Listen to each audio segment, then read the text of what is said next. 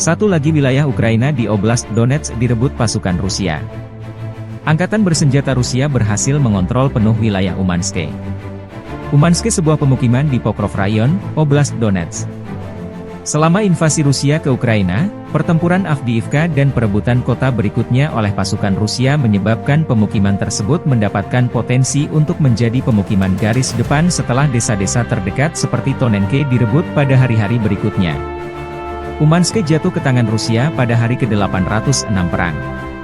Situasi di sebelah barat Avdiivka dan barat laut kota Donetsk, tentara Rusia merebut seluruh pertahanan timur Umanske dan merebut separuh pemukiman. Selain itu, pasukan Putin mencapai jalan Yasnobrodivka-Natilove dan mengambil kendali atas rangkaian posisi di sana. Selain itu, pasukan Rusia terus mengurangi wilayah selatan di Pervomaiske. Jika bantuan senjata kiriman Amerika Serikat dan sekutu NATO tidak datang tepat waktu, wilayah krusial Ukraina di Donetsk akan jatuh ke Rusia.